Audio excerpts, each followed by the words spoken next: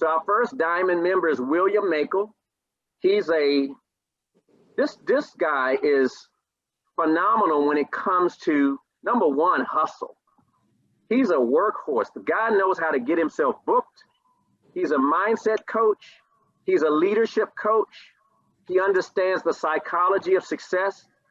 And tonight, he's going to help us to get into the mindset that we need to move forward with in 2021. We are in a new place. I'm not going to steal his word that he shared. We're in a new place. You know what I'm talking about, William. We're in a new place. 2020's gone. Yeah, I see some residue from 2020, still trying to hang around in 2021, but it's a new day and it's a new time. So without further delay, I want y'all to look, if you know how to use your little emojis, y'all can send some hearts and some love towards William Makel. I want y'all to give a Circle of Champions round of applause for William Makel. Come on, let's give him some love.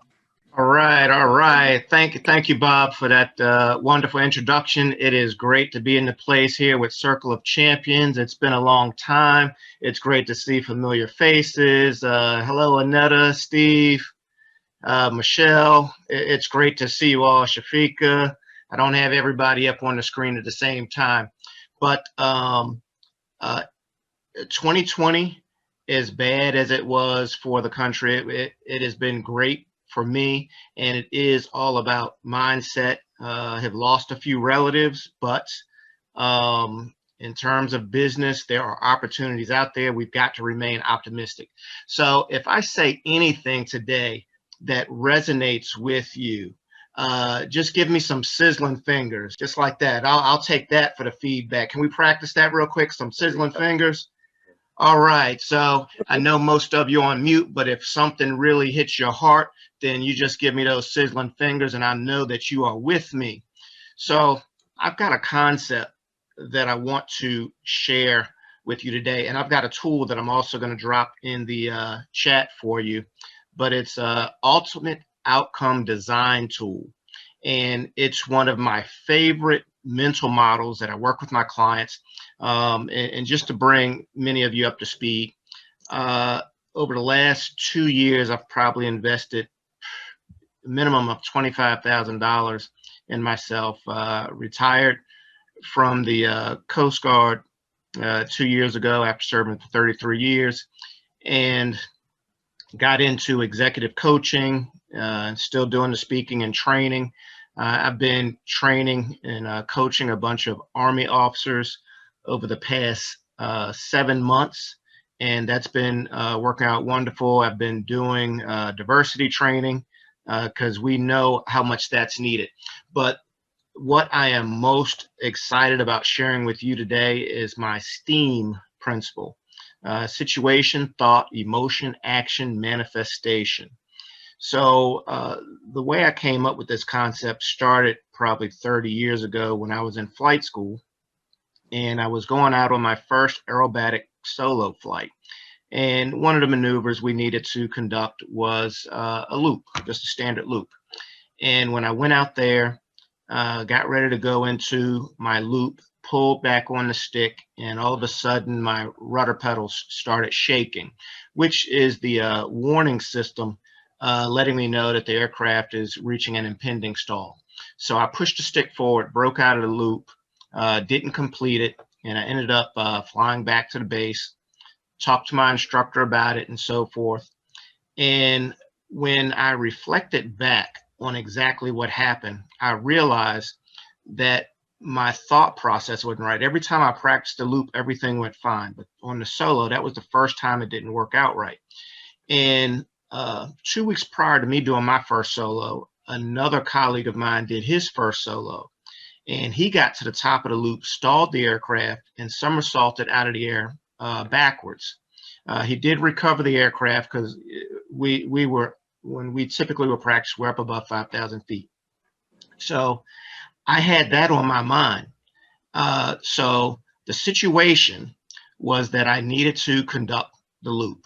The thought was that I was going to stall the aircraft and somersault out of the air backwards. The emotion that I felt was fear in that moment. The action that I took was I hesitated on pulling back on the stick like I normally would. So there was a lack of confidence there. What manifested? What manifested was a loop that never did happen. Okay, so this really applies in anything we do in our life.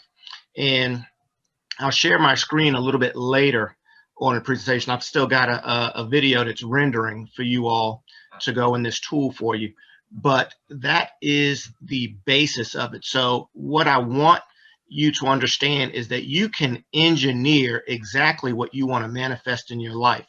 And what you're going to do with that is you figure out what is the outcome you are looking for. And once you know that, you're going to record it.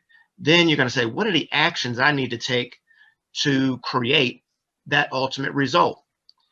Once you know your actions, then you need to know what are the emotions that I would need to feel. If you need to feel confidence, then you need to work on your confidence. So what are the thoughts that I would have to have in order to feel the emotions that I would need to feel in order to create the actions that I would need to create to manifest your ultimate desired result?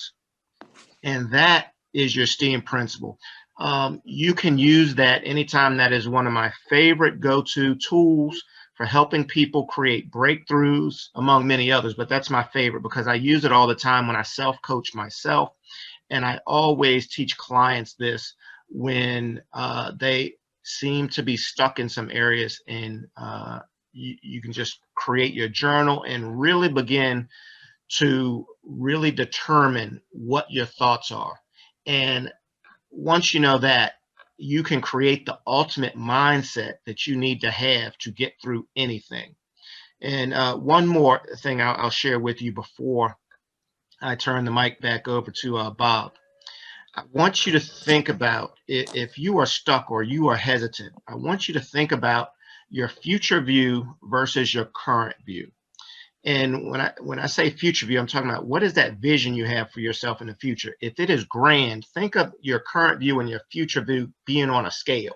You want that future view to well outweigh anything that's going on in your life currently. And when you do that, it's going to be like running downhill towards your destiny.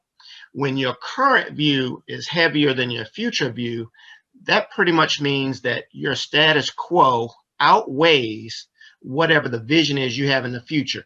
And it's like running uphill. You might want something, but you're so comfortable in your current situation that you're not willing to do anything to move towards your future situation. But when your future situation outweighs your current situation, then you're no longer comfortable with your status quo. You will do anything to run away from your current situation to go to your future situation. So those are the 2 points I've got for you tonight. I've got a special link that I will drop down in this chat later today once my video finishes rendering for you guys.